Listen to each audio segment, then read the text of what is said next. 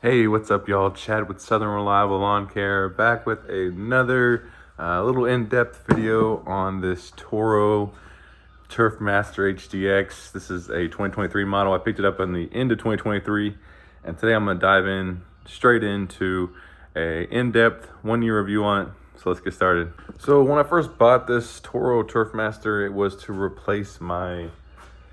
I know I got it covered in boxes. It's a mess right now. I apologize. I just moved. It was to replace my 30-inch Skag. The Skag SFC30. I still have this as a backup. I still have the Skag SFC30 as a backup, but the Toro was to replace the Skag just due to its unreliable nature. The Skag went down on me probably a handful of times between the 2022 and 2023 season, and that caused me to go out at the end of 23 and buy the Toro TURFMASTER. So anyways, enough of that. I have truly enjoyed the capabilities of this Toro TURFMASTER. I truly enjoyed the power, even though it's the Kawasaki. I've misspoke in previous videos. If you've seen, I've misspoke on the Kawasaki's power. It seems to be underpowered, and most folks would probably agree, but I've actually enjoyed the Kawasaki on the Toro TURFMASTER. I've got an overgrown footage video. I'll link that in the description. That's maybe like a year old now.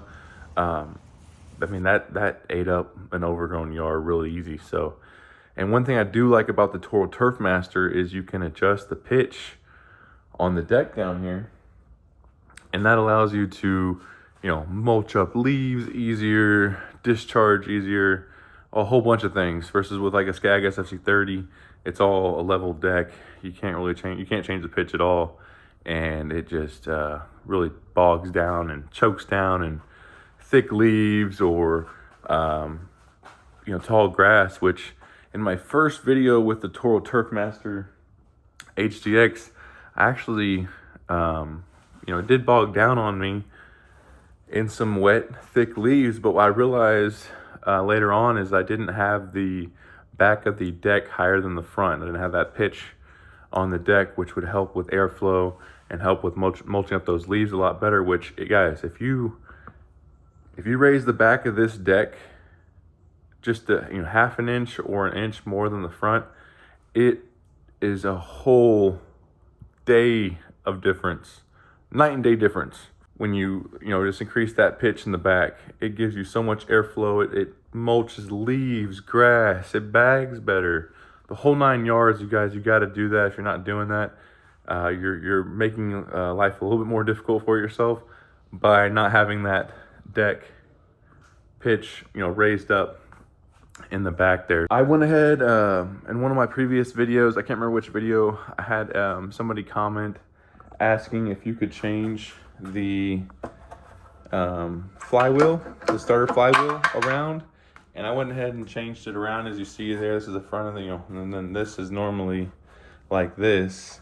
The reason why I did this is because I normally find myself stepping to this side of the mower. I find myself normally on that side of the engine. So somebody recommended, hey, can you switch around the flywheel, the starter flywheel, to this side? So anyways, I did. All you gotta do is unbolt these 4 little bolts. Enough rattling, enough going on, sorry. Enough rambling. You can unbolt these 4 bolts. You can flip it around any way you want. I mean, you could flip it to be this way, to where you pull it straight back towards you around the gas tank if it cleared it well enough.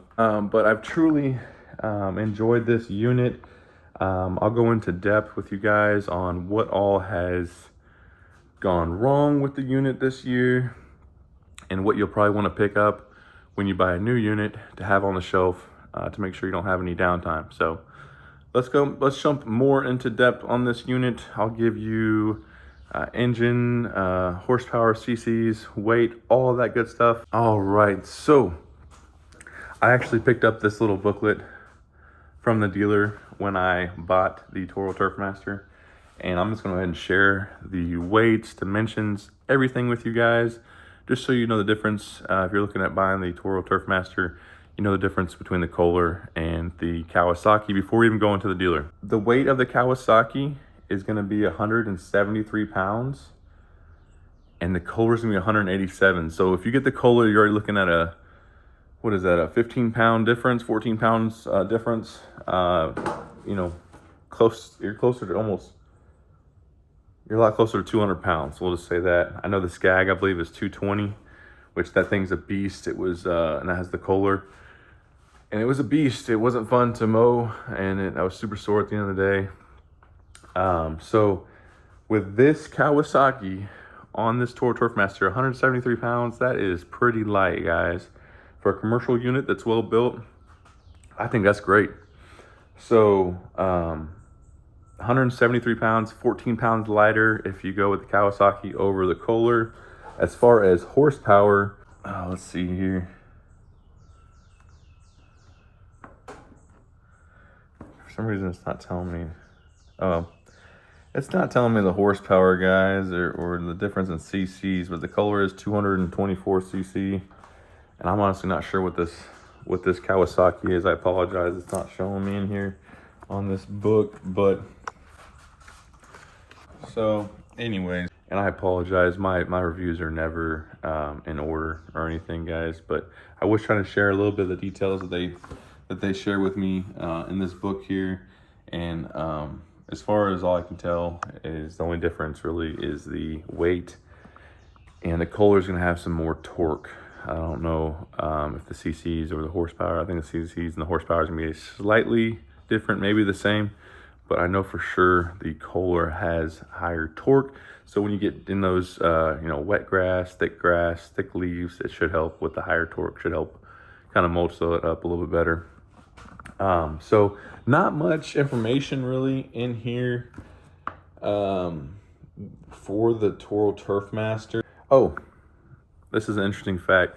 The Toro Turfmaster, this push mower, this 30-inch push mower, I say it's push mower because there's no reverse. So, I mean, it's a push mower with self-propel is the way I look at it. But interesting fact about this, this 30-inch mower is it is rated for 1.1 acres per hour. And that's maximum. So you're not getting anything over that apparently per hour, but it can do 1.1 acres per hour, guys.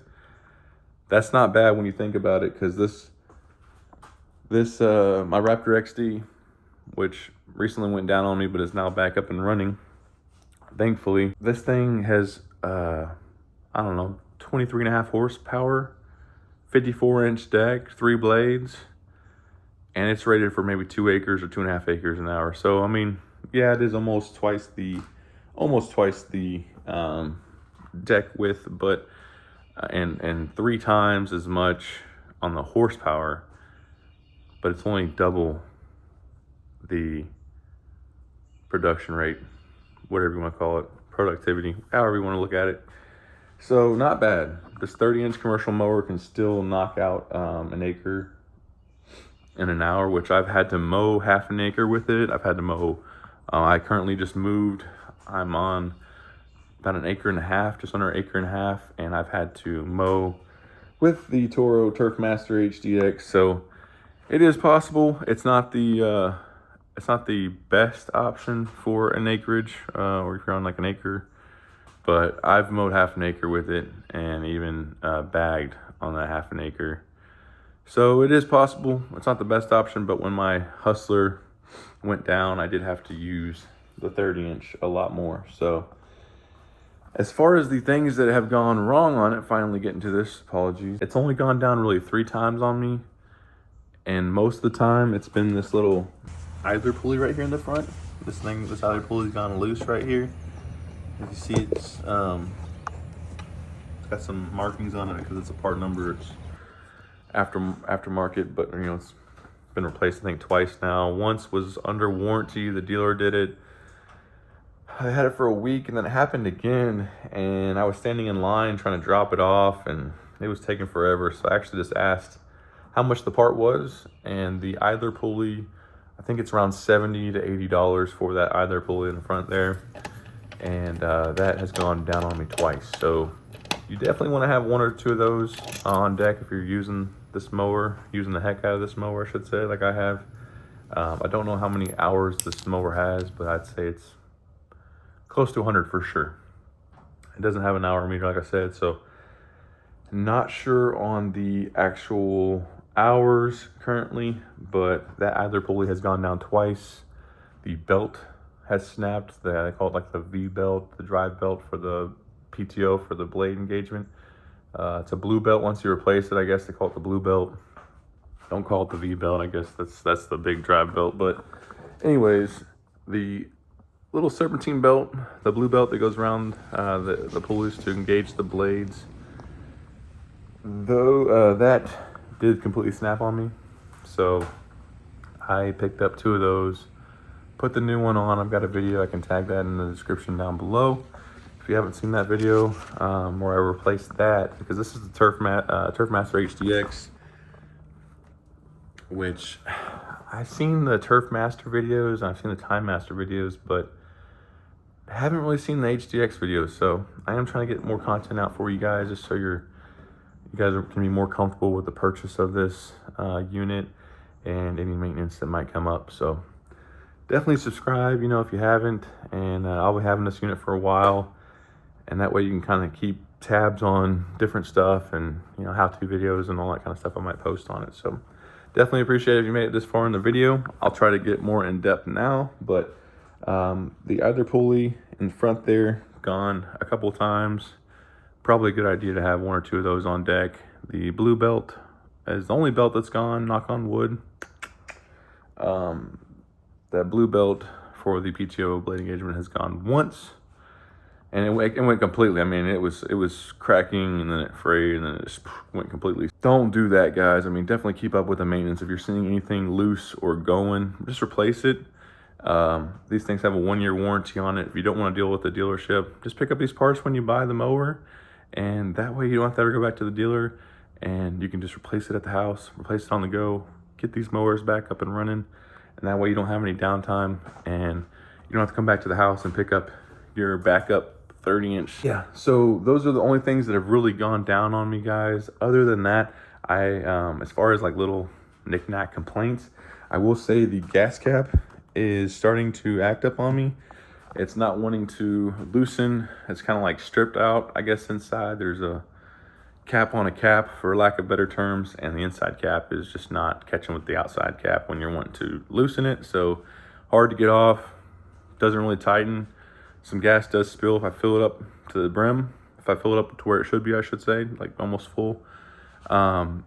It does kind of spill out when you're mowing, so that is kind of a bad thing. You can smell it, you can see it, so I just try to tighten it up as I'm going. I guess the vibrations from the engine do rattle the cap loose on this, but I am actually very, very impressed with this unit, even with the Kawasaki FJ180V on it. Very impressed. I mean, it's easy to maintenance, from the fuel filter to the air filter to the oil filter, changing the oil on it.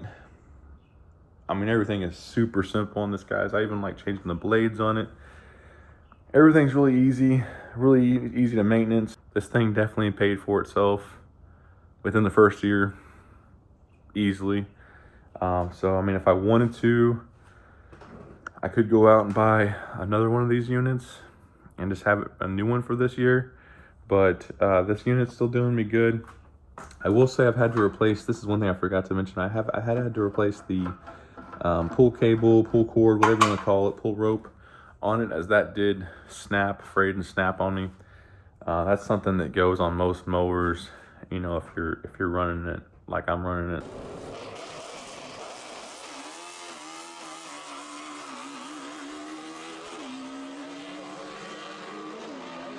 Yeah, so I mean, I have had to replace that. I guess I didn't get the right length on it, or coil it up enough inside. So I do have a little bit of slack there. That is something I could probably fix real easy if I wanted to, but it doesn't bother me. And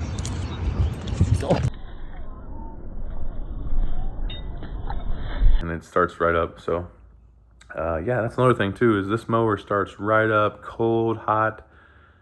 This thing's running, guys. So I would say it is very reliable. Just keep those, keep that extra blue belt for the PTO, the blade engagement. Keep that on deck. Keep a couple of these idler pulleys for the front belt on deck. And yeah, maybe just air filter, oil, that kind of stuff. Buy that when you first get the unit. So like I said, you don't even have to go back to the dealership. This unit's been great. I kind of just use these straps here. I keep these straps on, these bungee cords on, these heavy duty industrial kind of bungee cords. I keep these on here because this is what I strap it down to on the trailer. I found that's the easiest way to strap down the 30-inch. I've tried ratchet straps. I've tried E-track straps. They see on 18-wheelers, a thick 2-inch strap. I've tried those, but as far as just being productive and fast and quick, getting this offloaded at every property, but keeping it also, tied down to where it's not jumping around, I have found that these bungee cords, these rubber thick bungee cords, have worked the best. So, and that's on the Skag too. I found that on the Skag too. So that is the best tie down option I found for when I put it on the trailer. I take it off pretty much every night, and that way it's just tucked inside here. For obvious reasons. But anyway, so either pulley's gone down twice, once under warranty, the second time was actually under warranty, but I didn't even deal with it, just did it myself, which I need to tag in a video about that because it's super easy to replace the idler pulley on this, guys. I didn't even have to take off the belt. I literally just took off the bolt, take the other pulley off, slap on the new one, it's good to go. And I did have to replace that pull cord, which I got a cheap one off of Amazon. This isn't even like Toro or anything. It's just a cheap old one from Amazon. Yeah, other than that, I am gonna have to replace the gas cap soon because I'm having issues. But this thing will start right up. I'm running the Ballard gold blades on it. And that's what the deck looks like. Deck still looks pretty good. There's no, knock on wood right now, there's no rust or anything starting to build up or anything, even though some of the paint has came off, which is expected underneath the deck there. I will say I've tried to keep the sides of the deck fairly, away from anything that might scrape off paint on the top side. Of course, I didn't clean this unit up. I'm sorry, guys. I apologize. We just moved recently, and yeah. Had some other things to deal with, so that's why I haven't had videos going up, but I am gonna try to get some videos going up more frequently and often now. This thing's not left me stranded besides that one time, maybe 2 times, but that was my fault because I didn't do preventative maintenance. So learn from my mistakes and you'll be all right. And pick up those items that I mentioned when you're at the dealer picking up this unit. This unit's around 29 or maybe 3 and some change, $3,000 around there, and something, and some change with your taxes in your area out the door. It'll be a little bit over that. But I will say I picked this unit up at the end of 23, and it was like December 30th, so 2 days left in the year. I will say the dealership did give me $100 off, so that was nice of them because I told them I was thinking about waiting, 4 weeks for the 2024s to come in, which they told me there's no difference. There's no difference on these units, guys, which is something that's telling you something. It's telling you they figured it out. They like what they got. It's a good unit, and they're running it just like it is. There's no major changes on these units, and it's been very reliable. So shout out to Toro. Very happy with the purchase. And if I was into more push mowing, or if I needed to replace this unit, I would definitely get another Toro TURFMASTER HDX, no question about it. But I am looking into like a stand-on model this year, so I will be replacing this. Make sure you have the accounts for it. If you're push mowing with a 21-inch and you're looking for an easier life, you're looking for faster times, more productive, the 30-inch is definitely going to increase your times. Or definitely, decrease your times, increase your productivity, because this thing is a beast. My next mower, I'm looking at getting like a 36-inch stand-on maybe this season. So stay tuned for that. Subscribe if you haven't. To probably replace the Toro TURFMASTER as far as, getting rid of push mowing. I know I'll probably have to keep a push mower on me for other reasons, wet conditions, smaller gates, that kind of thing. But for the most part, I am trying to increase my productivity this year. So I will be looking at the 36-inch stand-on. Next, I don't know which brand, stay tuned. I'm looking to go for Kawasaki. I think it's a great motor, and it's very reliable. I've had no issues with this. Kawasaki FJ180V is what's on this engine here. And yeah, guys, this Turfmaster's been really great to me. It's been awesome. I can't think of anything else I've had to replace on it other than those few cheap and basic items. Of course, I've kept the mower blades sharp and kept them with new blades or sharp blades. I only run the Ballard Gold blades. It's a hybrid blade that has a high lift to help you with the suction, getting those blades up and cut and discharged, whatever you need to do, mulched up. Really creates that suction with the high lift. And then it's got the mulching blade aspect, which helps you chop everything up. So love the Ballard Gold blades. I run them on all my mowers, Skag, Raptor, Toro, and yeah, I've got all 3 different brands.